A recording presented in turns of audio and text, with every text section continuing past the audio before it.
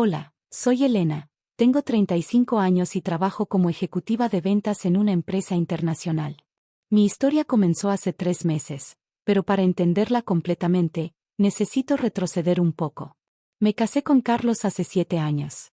Desde el principio, mi relación con mi suegra, Beatriz, fue complicada. Ella nunca aprobó que su hijo se casara con una mujer que priorizaba su carrera. Una buena esposa se queda en casa, solía decir mientras me miraba con desaprobación. Carlos y yo compramos nuestra casa hace 5 años. Bueno, técnicamente, yo la compré. Había estado ahorrando durante años antes de conocer a Carlos, y cuando encontramos la casa perfecta, decidí usar mis ahorros para la compra. Carlos estaba de acuerdo. Él se encargaría de los gastos mensuales mientras yo pagaba la hipoteca. Mi suegra nunca supo este detalle. Carlos pensó que era mejor no decírselo, conociendo su personalidad tradicional. Se sentiría humillada si supiera que una mujer compró la casa, dijo. En ese momento, accedí para mantener la paz. Todo iba relativamente bien hasta que conseguí un ascenso hace 3 meses. Mi nuevo puesto requería viajes ocasionales, algo que enfureció a mi suegra. ¿Qué clase de esposa abandona su hogar?, me recriminó durante una cena familiar. Carlos necesita una mujer que esté presente, no una que siempre esté corriendo por ahí. Carlos intentó defender mi posición, pero como siempre, terminó cediendo ante su madre. Elena, tal vez deberías considerar un trabajo más tradicional, sugirió esa noche. Decidí ignorar el comentario. Mi carrera era importante para mí, y Carlos lo sabía cuando nos casamos. Además, nuestros ingresos combinados nos permitían vivir cómodamente. El mes pasado, tuve que hacer un viaje de negocios de 2 semanas a Europa. Era una oportunidad increíble, iba a cerrar el mayor contrato de mi carrera. Carlos parecía apoyarme, aunque noté cierta tensión. La noche antes de mi partida, mi suegra apareció sin avisar. Elena, ¿cómo puedes ser tan egoísta?, comenzó. Abandonar tu hogar durante 2 semanas. ¿Qué clase de esposa eres? Beatriz, es un viaje de negocios, no estoy abandonando nada, respondí, intentando mantener la calma mientras empacaba. Carlos, hijo, no puedes permitir esto, se volvió hacia él. ¿Qué dirán los vecinos? Carlos se removió incómodo en su asiento. Mamá, es su trabajo. Su trabajo. Su trabajo. ¿Y qué hay de su trabajo como esposa? Decidí salir de la habitación. No necesitaba este estrés justo antes de mi viaje. Mientras me alejaba, escuché a mi suegra susurrar algo a Carlos, pero no pude distinguir qué. La primera semana del viaje transcurrió sin problemas. Las negociaciones iban bien, y Carlos me enviaba mensajes diarios. Pero al comenzar la segunda semana, noté que sus mensajes se volvieron cortos y evasivos.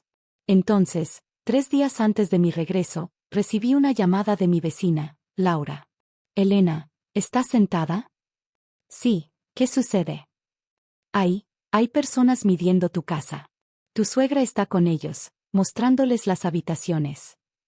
Mi corazón se detuvo. ¿Qué? Dice que la casa está en venta. Elena, hay un cartel de "se vende" en tu jardín. Inmediatamente llamé a Carlos, pero no respondió. Llamé a su oficina, estaba en una reunión importante. Llamé a mi suegra, y su respuesta me heló la sangre. Ah, Elena querida. Sí, decidimos vender la casa. Carlos necesita una esposa real, no una que esté siempre viajando. Ya encontramos compradores, tienen 3 hijos y la señora es ama de casa, como debe ser. Tendrás que buscar otro lugar para vivir cuando regreses. Mi mente daba vueltas. ¿Cómo se atrevían? ¿Cómo podían vender mi casa sin mi permiso? Llamé a mi abogado inmediatamente. Ricardo, necesito que hagas algo por mí. Me aseguró que legalmente no podían vender la casa sin mi firma, ya que yo era la única propietaria. Pero necesitaba regresar a casa lo antes posible. Logré adelantar mi vuelo 2 días, después de cerrar exitosamente el contrato. Durante el vuelo, recibí un mensaje de mi suegra. Los compradores firmarán mañana. Ya empacamos tus cosas. No te molestes en volver a la casa. Sonreí. No tenía idea de lo que le esperaba. Cuando llegué a casa, encontré a mi suegra en el jardín con una pareja joven, los supuestos compradores. Carlos estaba parado incómodamente a un lado, evitando mi mirada. Elena. Mi suegra fingió sorpresa. No te esperábamos hasta pasado mañana. Evidentemente, respondí con calma, notando las cajas de mudanza en el porche. La pareja me miró con curiosidad. ¿Usted es?, preguntó el hombre. La propietaria de la casa, respondí directamente. Mi suegra soltó una risa forzada. No, no. Carlos es el propietario. Elena es, bueno, pronto será su exesposa. Me volví hacia los compradores. Lamento que los hayan involucrado en esto. Pero deben saber que esta casa no está en venta. Por supuesto que lo está, interrumpió mi suegra. Carlos, muéstrales los papeles. Carlos finalmente habló, su voz temblorosa. Mamá, no tengo los papeles. ¿Qué quieres decir con que no tienes los papeles? Mi suegra comenzó a ponerse roja. Abrí mi maletín y saqué una carpeta. ¿Se refiere a estos papeles, Beatriz?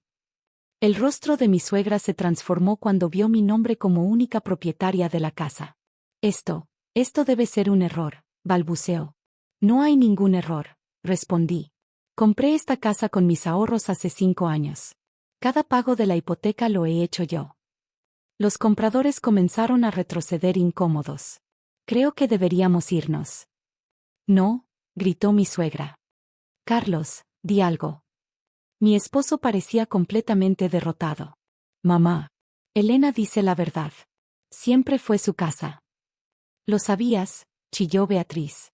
¿Sabías que ella era la dueña y me dejaste hacer todo esto? Traté de decírtelo, murmuró Carlos. Pero no me escuchaste. Mi suegra se volvió hacia mí, su rostro distorsionado por la ira. Tú. Manipulaste a mi hijo. Lo engañaste. No, Beatriz. Lo único que hice fue trabajar duro y ser precavida con mi dinero. Algo que aparentemente usted no puede respetar. En ese momento, llegó mi abogado, Ricardo. ¿Está todo bien, Elena? ¿Quién es él?, demandó mi suegra. Mi abogado. Está aquí para asegurarse de que entienda las consecuencias legales de intentar vender una propiedad que no le pertenece. Ricardo se aclaró la garganta. Señora Beatriz, debo informarle que intentar vender una propiedad sin autorización del propietario es un delito. Mi cliente podría presentar cargos. El color abandonó el rostro de mi suegra. ¿Cargos? Sí, y considerando que ya aceptó un depósito de los compradores. ¿Qué?, interrumpí. ¿Aceptaste dinero? Carlos palideció. Mamá, ¿qué hiciste? Beatriz comenzó a balbucear. Yo solo quería asegurar la venta, pensé. ¿Dónde está el dinero?, pregunté. Lo usé para dar el adelanto de un apartamento, para Carlos. Ricardo sacó su teléfono. Esto es más serio de lo que pensábamos. Señora Beatriz, le sugiero que devuelva ese dinero inmediatamente. No puedo, gritó. Ya lo gasté.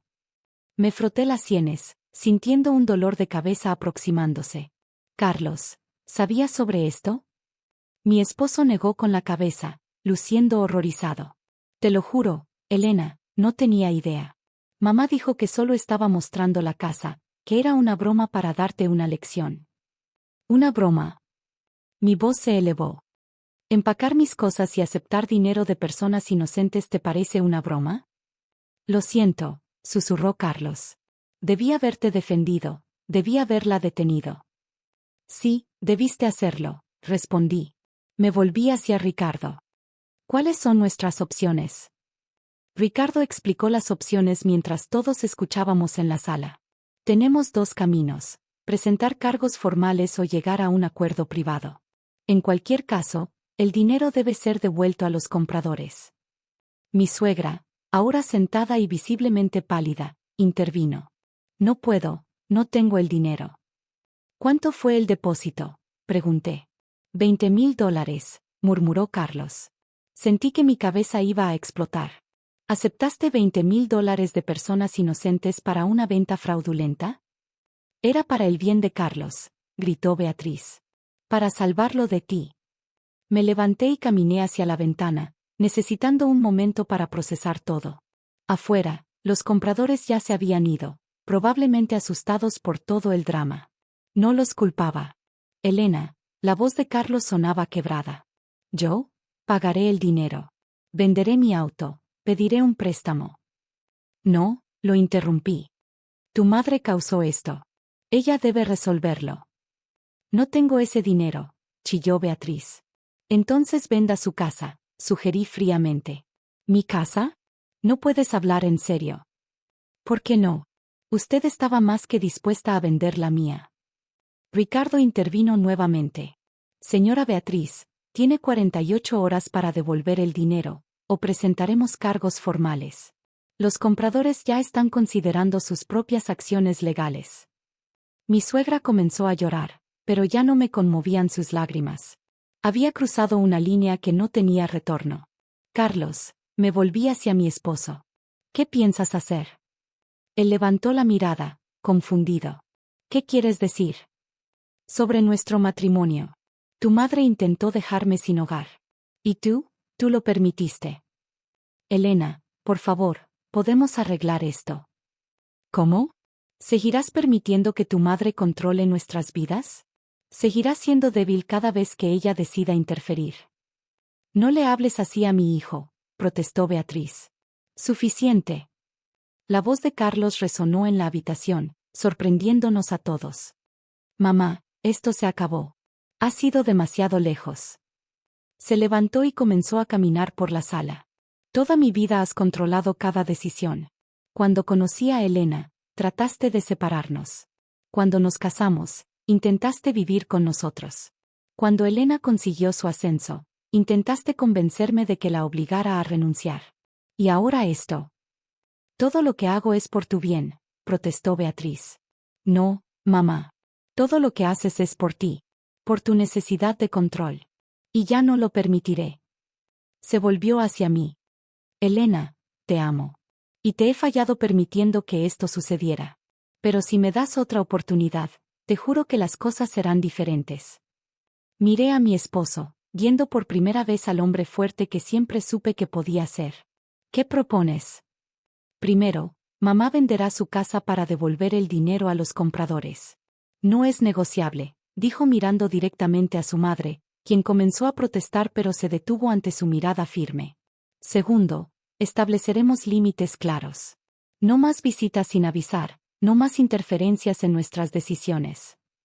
Y tercero, continuó, iré a terapia. Necesito trabajar en mis propios problemas para ser el esposo que mereces. Me quedé en silencio por un momento, procesando sus palabras.